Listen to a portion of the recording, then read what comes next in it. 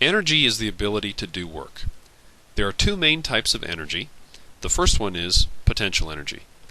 Potential energy is stored energy. That is, in chemistry, we're interested in energy that's stored in the bonds between atoms. For example, in food, there is energy stored in the bonds in the substances in foods.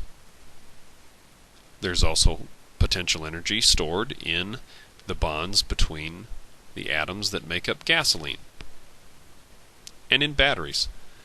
And in all of these cases, that potential energy can change into other forms of energy and do useful work. The other main type of energy is kinetic energy, which is energy of motion. And in chemistry, we're not interested so much in the motion of cars or rockets or baseballs. We're interested in the motion of very, very tiny particles, the wiggling, the translating, the rotating of chemical particles, such as the particles in a gas. We'll study this in a later unit, but some gas particles move faster than others, and on average, when gas particles are moving very fast, when they have a lot of kinetic energy, we call those hot gas particles. That is a hot sample of gas. A cooler sample of gas we perceive as cooler because the particles aren't moving as fast. They don't have as much kinetic energy.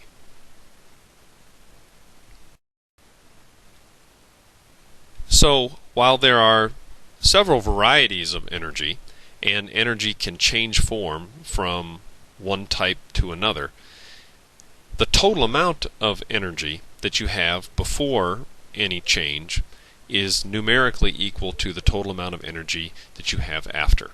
This is called the law of conservation of energy. And let's try to illustrate this in chemistry by using this example.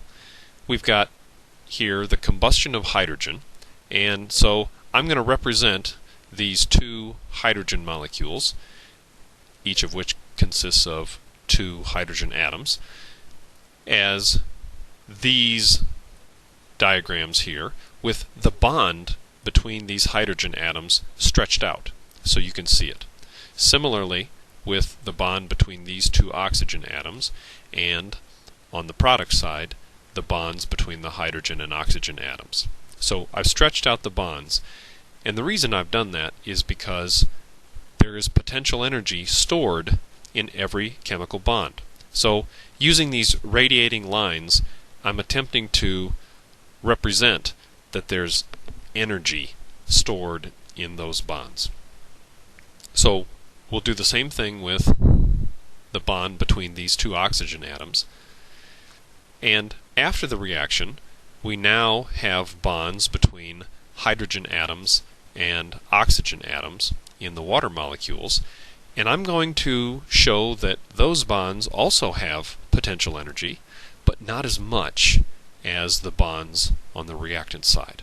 So if we quantify the potential energy that's on the reactant side and compare it right now to the amount of potential energy shown on the product side, those two amounts will not be the same.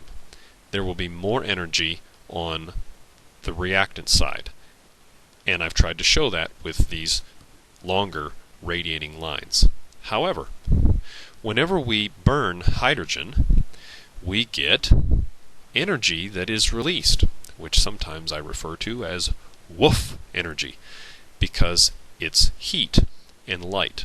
And now, if we could quantify that woof energy and add it to the potential energy in the bonds that are in these water molecules, and compare that total amount to the total amount of potential energy that's on the reactant side, we would see that those two amounts are exactly equal, that energy is conserved.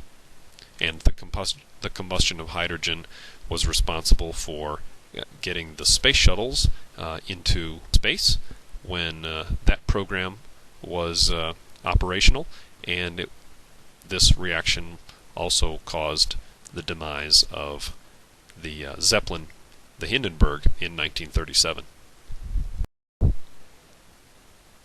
Let's represent the conservation of energy one more way.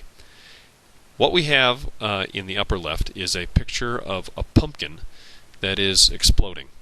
It was filled with acetylene gas, and then that gas was ignited in the presence of oxygen. And if you look at the bottom of the screen, before the reaction, we had a mixture of essentially acetylene and oxygen. Those were the reactants. After the pumpkin has been ignited, then what we still have the same types of atoms, you notice, but they have been rearranged into these substances, carbon dioxide and water. Now, I'm not trying to represent a balanced chemical equation here. I'm just pointing out what substances we have as reactants and what substances we have as products. So, if we use a bar graph, before the reaction, the reactants have a certain amount of potential energy that is stored in the bonds between those atoms. After the reaction, the products have a certain amount of potential energy stored in their bonds, but it's less than the potential energy stored in the bonds of the reactants. This is similar to what I was showing on the previous slide with the combustion of hydrogen, where the potential energy of the bonds in the reactants was more than the potential energy of the bonds in the in the products. But in the case of the pumpkin, after the reaction, bits of pumpkin fly all over the room. Those flying pumpkin bits have kinetic energy because they're moving. If we could quantify that energy, and furthermore, if we could quantify the heat and the light and the sound that result from the blowing up of the pumpkin, and here I'm not referring with sound to the squealing of students. I'm referring to the boom that occurs when this reaction takes place.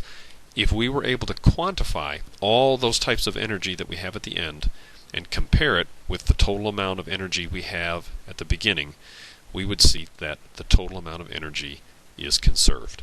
Energy has changed form, but the total amount has stayed the same. Let's summarize energy. 1. Potential energy is stored energy.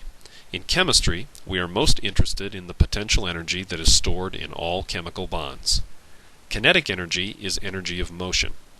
In chemistry, we are most interested in the motion of particles, for example, the jiggling of solid particles and the movement of liquid and gaseous particles.